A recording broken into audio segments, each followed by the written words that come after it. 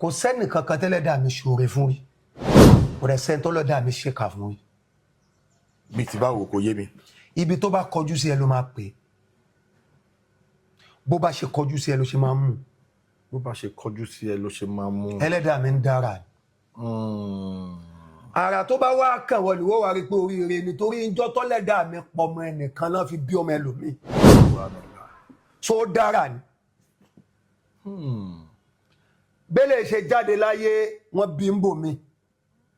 ibi tán ti wá bẹ ìbùdálù ní ẹlẹ́dàá mi pààrọ̀ ẹ̀ ní bá ṣe wá bí níbòmí yẹn àwọn ọmọ wa dunnú páwọn bímọ ẹ̀yin ọmọ banújẹ́ pé ọmọ lọ ń bí ẹ gbọ́ṣẹ́ mo wà pẹ̀lú ẹ. tẹ́yìn bá wá ń sunkún bí àwọn ọmọ rẹ́rìn bẹ́ẹ̀ bẹ́lẹ́dàá mi ṣe fẹ́ tọ́ ayé nìyẹn ó ń dára ni it's like a director that is directing our movies. Okay? A director now call me and you pé ẹ̀ẹ́mẹ́jì lábẹ́ kẹsì ọ̀rọ̀ èmi ní 10 cents wọ́n ní 2 cents 2 cents ẹ̀ ó ní kò sọ̀rọ̀ káìsì tèmi ó ní kíkan máa wò báyìí máa wò ká wẹ́ẹ̀ tí ó yẹ kí mi sọ̀rọ̀ bó ṣe rí picture ẹ̀ nìyẹn bẹ́lẹ́dàá mi ṣe rí picture káyé rí ló ṣe ń rí. èyí tó bá wá kàngùn sí ẹ sọ pé alhamdulillah mo dúpẹ́ ó jẹ́lẹ́sìn ni ó jẹ́lẹ́sìn ni because a kàn ń lé mú náà ni ẹ̀sìn tá a là ń lé mú yìí náà nǹkan bí wa sí là ń practice ẹ̀. nǹkan tó bí wa sí là ń practice ẹ ó possible kó jẹ́ pé tó bá bí wa sí apá bò míì náà. bàbá mo máa ń sọ máa clear lẹ́nu ó ní mo fi kọ́kọ́ bẹ̀rẹ̀ wípé bí làákà ìwà bá ṣe mọ láṣẹ gbọ́ bó bá ṣe wá yé wa mọ láṣẹ rò ó kò ṣe gbogbo ẹni tó ń jẹun náà ni kí lórúkọ ẹ ló ń digest oúnjẹ bí làákà yẹ ò bá digest ọ̀rọ̀ mi ó máa ṣe lára díẹ̀ torí kò ń ṣe gbogbo etí tó bá gbọ́rọ̀ mi ní làákà yẹ máa lè gbé ṣe rí tó bá yẹ pé ìdílé kìrìsìtẹ́nì náà bí mi sí. Okay. tí n bá mọ báìbù màá máa kóòtù báìbù débi pé bí mo ṣe lè kóòtù Quran àti bí mo ṣe lè defend ẹ̀ lẹ́nu tá bá bí mi sí ìdílé babaláwo tó yẹ pé fana kọ́ mi màá defend bá débi pé mùsùlùmí tí a takù mi amúra. èmi náà máa sọ pé ẹ̀sìn àbáláyé yìí ò ní the best. orí ọ̀nà tó bí ẹ sí yẹn gbogbo ní the best. tó bá yẹ pé kìrìsìtẹ́nì ni màá máa jẹ́ kó yẹ yín pé Matthew kìíní kan báyìí kì í sọ verse kankan because mo lè kóòtù Bible níwọ̀n bá. ní bí ti báwo. I'm telling you níwọ̀n bá. ó yẹ fún ẹ̀kan. fún láyọ̀ ransom. torí mi lè quote. Ewo. For God so loved the world that he gave his only begotten son. Matthew 6 verse 24. Okay. Only you can never serve two masters at the same time. So àwọn kìíní yẹn ó ní í ṣe gan tí a kì í ronú sí. àwọn kan okay máa sọ̀rọ̀ kan sí mo gbọ́ kìíní kan ìkan náà ṣẹlẹ̀ ìkan tó ṣẹlẹ̀ yẹn what tí babaláwo tó bá ṣoore fàáfà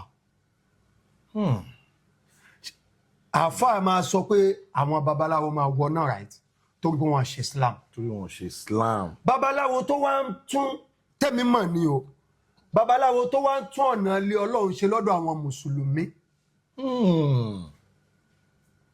Do you understand sir? Yeah. tó bá rí nǹkan tó fẹ́ wọnú mosque àbídọ́tì ó máa tún bẹ̀ ṣe. tó bá rí àwọn ọmọ tí ò lọ sí mosque ó máa lé wọn lọ́nu mosque yẹn. a lé wọn wọnú mosque yẹn. ẹlòmíì máa ní àjọkẹ́ ayé la pé àṣàkẹ́ ọ̀run ó dọ̀run ta ló dé látọ̀run gangan tó wá ṣàlàyé bọ́ọ̀rù yẹn ṣe rí fún wa tọ́lọ́ ń bá ṣe gbèjà. àfà tó wà nù mosque láti àárọ̀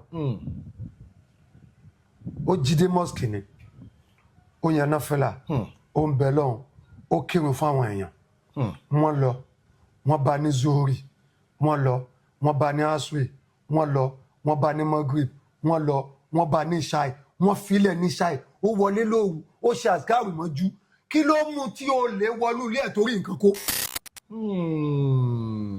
ó lè dẹ̀rẹ̀ wèrè mutí láàárọ̀ títí dọ̀sán ó he ọmọ ó nà ó he léyìí ó nà ó bójú àwọn kan jẹ́ ó ṣàgbó gbà tó dalẹ̀ ó ní Ọlọ́run jẹ́ lọ́ọ́rí kí n bọ̀ rí ó tún wá lọ ilé àfa ó tún wá lọ́ọ́rí tún wá bọ̀ rí. Wow. kò sí tó kọ lọ́n kí ló ń jẹ́ pé mo tó tán wọn àbólèrè kó wọlé mi wọn àbólèrè kó wọlé ẹgbà tọ́lọ́run kọ́ńtrólì pé lọ kó bọ̀ táà ní wọ́n tó máa ní wọn bẹ́ẹ̀ nìkan rí àti ọba rí bẹ́ẹ̀ kò yẹ kọ́ ọmọ kú máa fà lọ kò yẹ kó mọ́ kú máa fà lọ́wọ́. ẹ̀ tí ó bá rí bẹ́ẹ̀ gbogbo àfa ayé pátápátá ló yẹ kán ṣoríire. wọ́n lè ṣoríire táwa máa pè lóríire o nínú oríire ni kéèyàn láyọ̀ kan oríire pọ̀ fà ṣẹ́rí inú oríire ni o fẹ́ ra fóònù yìí oríra wọ́tẹ̀fẹ̀ tó lówó lọ́wọ́ tó ní ọ̀ ẹ̀ wá ló bá ra 30 phones wà lọ́la tọ́lọ́n bá gbàdánwò kan dẹ́kílẹ̀ tó mọ́lẹ̀ nǹkan kò ní rántí mọ́ ọlọ́run dàlákà yẹ̀ bọ̀. ẹ̀yin ọ̀rá fóònù eléyìí wọ́n fún yín lélẹ̀. mo lè ti mọ̀ ẹ́. ok mo kà ń sọ ni. mo ti sọ lórí ètò yẹn gbọ́n fún mi so ó ti wá di ok ó ti di story. a ti mọ àdírẹ́sì mi rè. ó ti cast ra ilé ìgbà tó gbẹ fẹ́ ra fóònù ra ilé. mo fi ń sọ̀rọ̀. ẹ máa tẹ̀síwájú à ń gbọ́ lọ. wà nù. ṣé you understand. Yeah. so ibi tá a ti lọ yẹn gangan ni pé ibi tán bá bí wa sí la fi ń tò. tán bá bí wa sí I will say Islam is the best while another person will say Christianity is the best. àwọn ẹlẹ́sìn àbáláyé máa sọ pé òun ni best but the only thing tèmi ní believe nínú láyé mi ni pé number one ẹlẹ́dàá mi ń bẹ. ọlọ́run wà. ń bẹ. ẹlẹ́ẹ̀kejì ni pé bínú mi ṣe rí sẹ́lòmíì òní tó tẹ̀lé. ok. tó o bá ti kírun ọ̀wọ̀ náà tó o bá gbàwẹ̀ ọ̀wọ̀ náà ọ̀yọ́ sàkà ọ̀wọ̀ náà ọ̀ṣẹ́ kìíní kan ọ̀wọ̀ náà àmọ́ yẹ ọ̀pọ̀lọpọ̀ èèyàn tí ò lówó lọ́wọ́ tán ṣe sàárà jẹun tó lówó lọ. báwo ló ti fẹ́ ṣe sàárà. nínú ọ̀rọ̀. ok sàárà yóò lè fi ọ̀rọ̀ sísọ ṣe sàárà. I'm telling you ọmọ tó fẹ́ ṣàgbákò tó advice ẹ̀ ó ṣe sàárà ọ̀rọ̀ ni. ọmọ tó fẹ́ sọdá tí ò mọ bó ṣe máa sọdá tó ti dúró pẹ́ńbẹ́ àbí tó fẹ́ jásíkò tó lé lọ́wọ́ mú tó fàdá ní ó ṣe sàárà àrìn àjò ẹ̀ fún ni. ọmọ tó tọ́sọ́nà ó ṣe sàárà àtọ́sọ́nà ẹ̀ fún ni. but we don't know. a ti believe pé àwọn olówó yẹn tán wá ń jẹ ọlọ́dọ̀ wọn àwọn olówó tẹ lọ ń jẹ ọlọ́dọ̀ wọn tán fídíò yín àwọn náà gbẹ̀san ti wọn o wọ́n ṣe sàárà o àmọ́ kinní kan náà ó máa kú ń bẹ̀ tó bá yẹ pé lóòótọ́ ni Bible sọ wípé oore tọ́tún bá ṣe kó sì má ṣe mọ̀ sí. ok. do you understand. ká máa ṣe àwọn kan wà tán ní níwọ̀n bá ń tán nìyẹn wọ́n fi ń ṣe sàárà náà. bẹ́ẹ̀.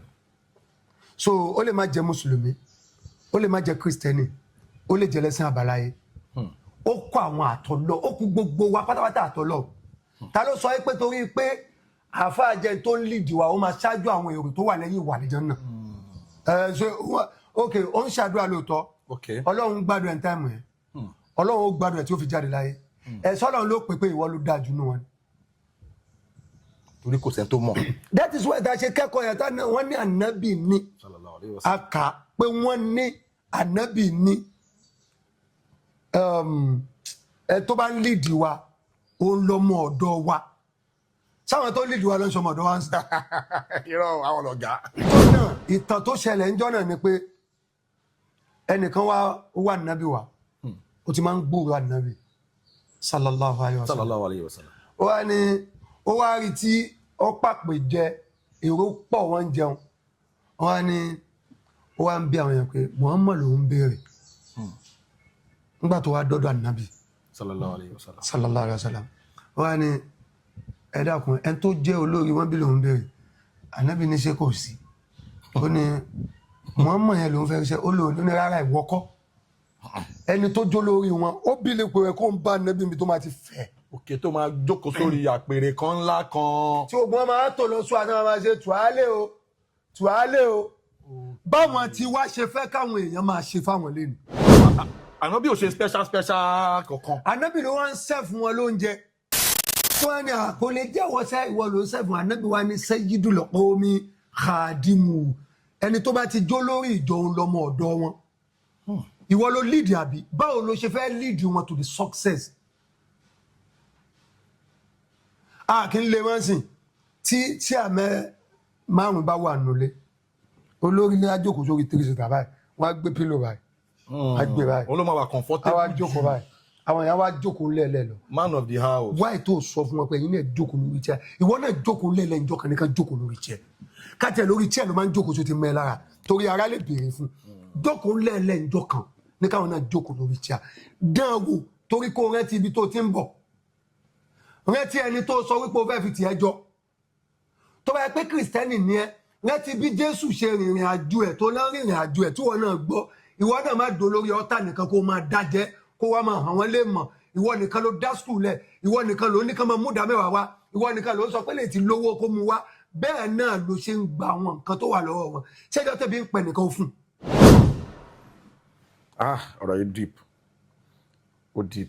ó dẹ̀ ń lé kó da fáwọn ọmọ tiẹ̀ nìkan ó lé kó da fáwọn ọmọ ọlọ́mọ àwọn ọmọ tiẹ̀ náà padà jẹ̀yàfa torí wọn lọ ṣẹ́wú láwọn ibìkan náà.